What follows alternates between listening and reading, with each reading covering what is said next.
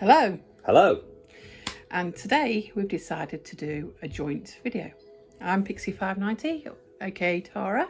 And I'm John Kolchak-Pertwee, aka Kolchak-Pertwee, or just some random bald bloke. Right, we've decided to do a joint video today, and we're going to do it on our two favourite actors. Now, anybody that follows my channel will know, without trying really hard, that my favourite actor is Kenneth More. So the films I'm going to do is going to be The Admirable Crichton and Man in the Moon, and that is Kenneth More's version of Man in the Moon, not any modern remakes. John, what are yours? I'm going to do two Peter Cushing classics. I'm going to do Biggles, and I'm going to do From Beyond the Grave. Would you like to start with yours? Right, okay. I will start with Man in the Moon, because it is absolutely one of my favourites. Now, in Man in the Moon, Kenny plays William Blood, and when you meet him, he's asleep in a bed in a field, which straight odd way to start a film. And it turns out that he's working for the Department of Disease Control, and they're trying to find out what makes people catch like the common cold and things like that. But William Blood is really upsetting everybody because he's not getting any of the illnesses, and he says it's because he's not mixed up with the women and things like that, that he's very, very healthy. Anyway, nearby there is an astronaut program running, and they got this elite group of astronauts, one of whom is Charles Gray. I believe that's his name. It's Charles Gray, isn't it? Charles Gray. And oh yeah, Charles Gray. Charles Diamonds Are Forever Grey. Or as I like him in To the Devil a Daughter. Yeah. No, The Devil Rides Out. Yeah, The Devil Rides Out. He won't be back, but something will. In that, just as a side note, in that Charles Gray plays a bloke called McCarthy, who appears in somebody's mirror in the car, and his eyeballs are looking at you. Anyway, back to Kenny. So they've got these elite astronauts, and I've got the giggles now, because all I can see is eyeballs in the windscreen. I won't be back, but something will. Anyway, so they decide to test Mr. Blood against the astronauts. And so one of the tests involves they go into these chambers and they're all really hot, and you've got a get out button. You have to hit this button when you can't do it. Anyway, Kenny is the last one out, and I think he rolls his newspaper up and squeezes water out of it, and he breaks an egg on the side and it cooks. It's that hot where he is, and all the astronauts are like giving him the dead eye through the window. And then on the same kind of vein, they decide to see how extreme cold that they can take, and all the astronauts are out, and again Mr. Blood, Kenny's character, is still in there, and they go to him, and he tries to pour a cup of tea out of a flask, and it freezes before it hits the cup, and he's trying to read the newspaper, and as he tries to open it, it snaps into it. It's a brilliant film. There's a lady in it that Kenny meets when you first see him that day in the bed, and it progresses from there. I don't want to tell you too much, except for you really should watch it. It is brilliant. Also in there is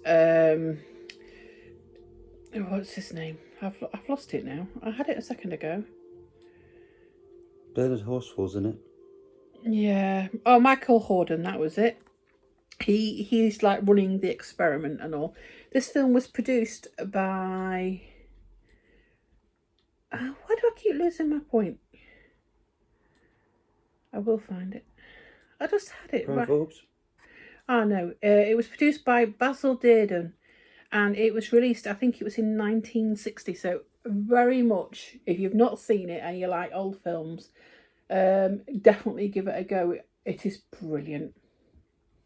Are you going to do your first one? I'll do my first one. Now, my first one is Biggles. I'm going to read you the back of the blurb on the back of the DVD. Advertising executive Jim Ferguson, Alex Hyde White, is attending a business party in present-day New York when he's suddenly thrown back in time. When he finds himself in a dogfight, fighting over a World War battlefield in 1917, Later on, he meets the mysterious Mr. Raymond, Peter Cushing, who explains that Jim has a time twin and who can call on him in times of great need. This time twin is flying ace Captain James Bigglesworth, Neil Dickinson, and Jim must help him and his friends battle against a new German superweapon that could change the whole course of the war. Now, the reason I've chosen this one, Biggles, is not only on this DVD is it jam-packed. This is the special features version.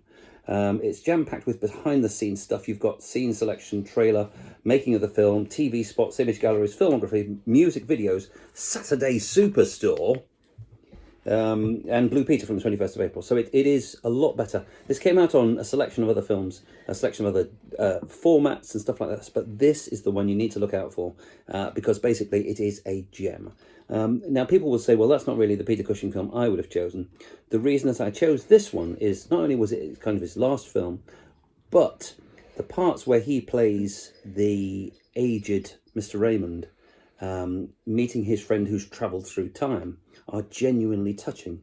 And when I went to a location kind of scout to see where some of the film was filmed in London, I went to the door where Peter Cushing apparently lived in the London Bridge. Is it London Bridge? London Bridge, yeah. So I went there, and there was nothing there. And I spoke to the random person that was crossing it, not just any random, obviously, because it's a bit strange if you say to them, oh, can you tell me where Peter Cushing lived, please? I understand it's around about here. But I found the actual door that's shown in the film, and there was nothing, no little plaque or anything to say that it had been filmed there. So this, Biggles the movie, even though you might not like it, you might think it's a pile of old tripe, it is really good and well worth watching. Not only because it's a slice of boys' own or adventure own for the 1980s, but it is one of the best performances Cushing ever gave, certainly. Right. My second choice. Apologies for my knee appearing halfway through me talking there. I have in fact got shorts on, but that was my knee, in case you thought it was some other random body part. Okay. My second choice is The Admirable Crichton with Kenny. And because my eyesight is awful, I'm going to ask John if he can read that. Can you read that? Yes. Kenneth More stars as Crichton, the impeccable butler to Lord Henry... Lowham. Let's get a bit better. Cecil Parker in Lewis Gilbert's evergreen British comedy classic. And he plays Crichton, who's a man who knows his place in the grand scheme of things. He's superbly happy, being a gentleman's gentleman, until fate takes a strange twist. While holidaying in the South Seas aboard this ship, the Lord and his three beautiful daughters are shipwrecked on a tropical island along with Crichton and the maid, Diane Clanto. With Edwardian England and civilization left far behind them, Crichton quickly becomes the Gov, and the aristocratic family soon become his servants. However, Crichton reaching too far when he falls in love with the gorgeous Lady Mary, Sally Ann Howes. Now, the reason I picked this film is a couple of reasons, really. I love it. It's when it starts, it's very upstairs, downstairs, like, you know, they're upstairs, they're above everybody, and then you've got obviously like Crichton who's downstairs, and the Lord is very liberal, and he's like, he's inviting like the gardeners in for tea and everybody, and like all this stuff like that, and like Crichton is very like, he's the top butler, he's the head man, and you know, you shouldn't be having tea with like people from the garden, and there's a scandal hit, so they go on holiday to get away from the scandal, and that's when the boat goes down and Crichton becomes the governor, because he's initially, it's like the Lord saying, well the Lord's daughter saying to her dad, well, you should be in charge, but he doesn't know how to do anything, but Crichton does. Now, this film actually made me cry. We're going back quite a few years, and during the course of them being on the island, life changes, and obviously, like John said, they switch roles.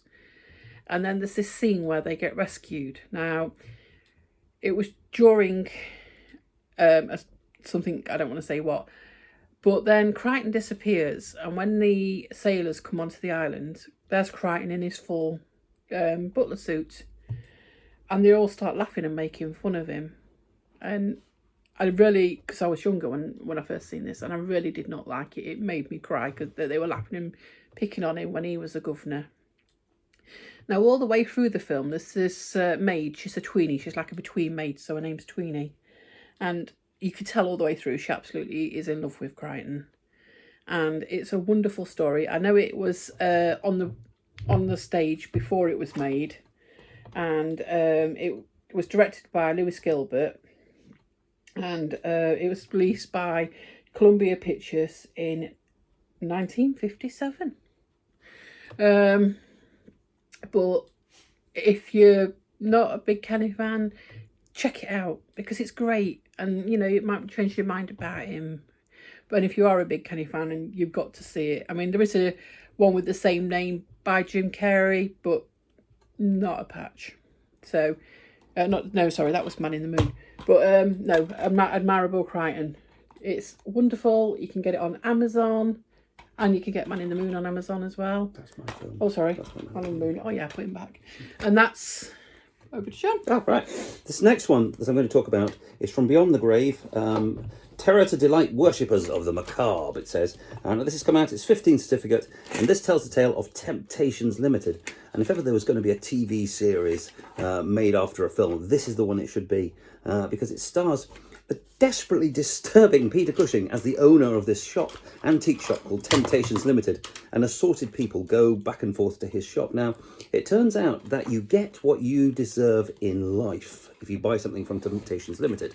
And a lot of the people that go into the shop they do something that's wrong. They do something that they shouldn't perhaps have done. So one of the customers goes in and switches the price labels, and he gets his just desserts. And another one, he goes in and holds the shop up. So without giving too much away, it's different customers and they get what they deserve. So it is tremendously well put together. A great cast, including Donald Pleasance is in there, and Cushing's in there, and Ian Ogilvy's in there. It is really, really good. And again, it is a must-see, if only for Peter Cushing's superb performance. He gives this great menacing show as the shop owner. And back in the halcyon days when terrestrial television's BBC TV used to show horror films. I'll just give 10 seconds silence there for BBC TV showing horror films. There we go. That's sad. I miss those horror films on a Friday night. They were really good. And it's unlike a lot of things. It was the perfect Friday or Saturday night when BBC Television would rescreen the old classic Hammers, Universal Monsters, or anything like that. So again, obviously they can't show them now because they have other things that people want to see. Anyway, Temptations Limited, From Beyond the Grave. See it because as I was about to say before, I interrupted myself. This one has a great ending involving Cushing, and you will find that he's at his most menacing in this film. He actually breaks the fourth wall at the end of the film and speaks directly to the camera. And you will find that the announcer, this is the bit that when I first saw the film, the announcer or the voiceover guy was just about to shut down BBC Two for the evening, and he says, we're now closing BBC Two, and if you're in town tomorrow, don't buy any antiques from anyone that looks like Peter Cushing. And then you actually hear the doorbell to the shop, so they've recorded that off the film, and they played that as the announcer left the store. It was tremendous stuff, but not as good as From Beyond the Grave, a must-own film. I can truly say it is very creepy. It is. I have seen Peter Cushing in quite a few things, but that particular film, honestly, especially at the end, where he's saying, do come again, do come and visit us, and the camera pans out, it is utterly creepy. I've got to give it gets a high score off me for the creep level. And the stories, it's just like everyone that comes and does something and it's dishonest, they get punished for what they do. And if you've not watched it, I can definitely tell you it is well worth a view. It is brilliant. Very well played by Peter. Yeah, fantastic playing. But it was, well, if you've enjoyed this double film review of us talking about films that we like, if you'd like us to talk about films we don't like that other people like, if you'd like us to talk about films that no one's seen and everyone likes, please feel free to drop a message down below. We have got a Patreon site, which we've just opened this week. Very, very exciting. I have this Patreon site, which is going to have tons and tons of extra stuff. There'll be readings and all sorts of things like that. But rather than me hijacking it by talking about that, I'd like to thank Tora for her fantastic choices today and extremely well reviewed. 1 minute. Now, just in case anybody's thinking, well, okay, that's a weird mix. Why are you doing Peter Cushing and Kenneth More together? Why are we doing that, John? Why are we doing that? Well, this is because both of them starred in this film here, A Tale of Two Cities, and I was tremendously careful how I said that. This is the ultimate tale of love, honour and sacrifice during the blood-stained French Revolution. It's movingly brought to life in this sumptuous production. I like saying sumptuous productions. The dashing Chris Sarandon, who you might know as Humperdinck in The Princess Bride, and you'll know him as Jerry Dandridge in Fright Night, stars in dual roles as a cynical lawyer Sidney Carton and the disenchanted aristocrat Charles Darnay, both in love with the same woman, Alice Krieg, who it says here was in Silent Hill, but she's also in Reign of Terror, where she plays the mother right at the start. Is she the Bald Queen? She's the Bald Queen, and she's also the star of Ghost Story with Fred Astaire.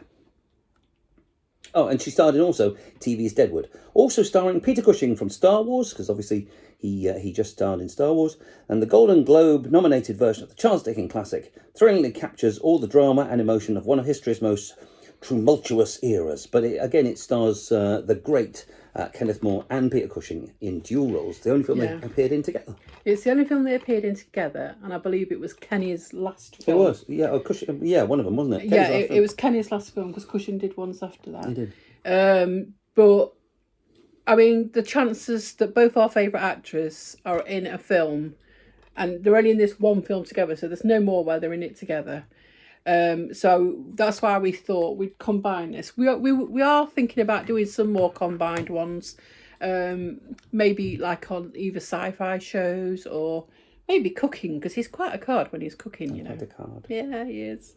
But we hope you've enjoyed it, and we don't always agree on films. I just should warn you about that in advance. So sometimes when he puts films on, you know, like Blackula, which is probably the finest film ever committed to celluloid, and I can only say that Blackula washes away every other film I've ever talked about. Blackula is it's the gem. It is absolutely awful. I can't believe that they made a sequel. Anyway, we might do a film on that. Anyway, I'll say goodbye from me. And I'll say goodbye from me. Please, if you liked the video, please subscribe, like, and click the bell down there. Yeah. And this is Pixie 590 saying bye-bye. And this is me also saying bye-bye for now. Stay safe. Be seeing you.